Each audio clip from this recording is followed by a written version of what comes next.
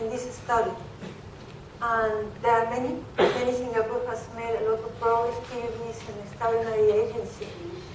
There are things that did caught our attention. One of them is that in Singapore there is the policy is based not on sectors, but it is defined at the national level.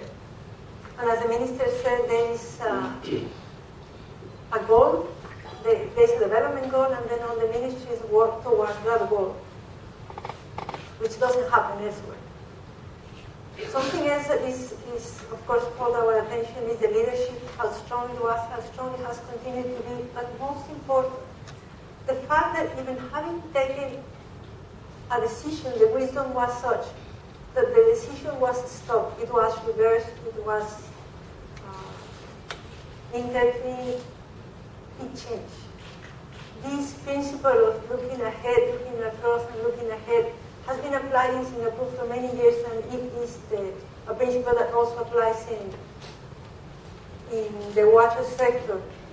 Thinking, of course, that we are not talking only about the water sector. This is not about water efficiency. This is about the goal of the city-state that is to achieve certain development.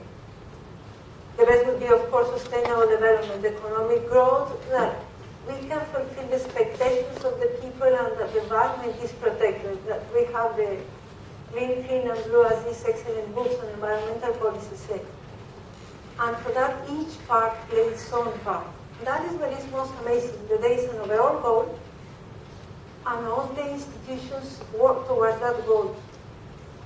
Generally in the world, the cities and the countries follow this principle of let's pollute first and then let's clean later on. But not in Singapore. Perhaps because there was not an option, perhaps because it's a land constrained, a water constrained country, but that was a fact. And this was against the overall wisdom that says that if we establish policies that are environmental policies that are very stringent, then industries may go away. Again, Singapore is showing that that is not the case. There are many industries here, and they comply because they have to comply. There is a rule of law. So there is this idea of establishing a city-state, that there is a legacy in terms of institutions, in terms of laws, regulations that are modified. And also that you attract the people, this principle of the public-private people sector. So you do have public participation in spite of many comments, you do have it, except at a different level. And that's what we also have to learn, that each country, each culture has its own principles and its own solutions. And Singapore has a lot to teach the world in terms of leadership, in terms of institutional capacities, in terms of ministries working together, and most important, towards the same goal.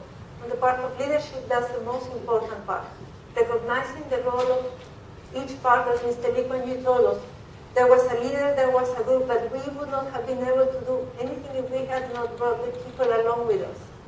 So again, there is partnerships, there is collaboration, there is cooperation. So there are many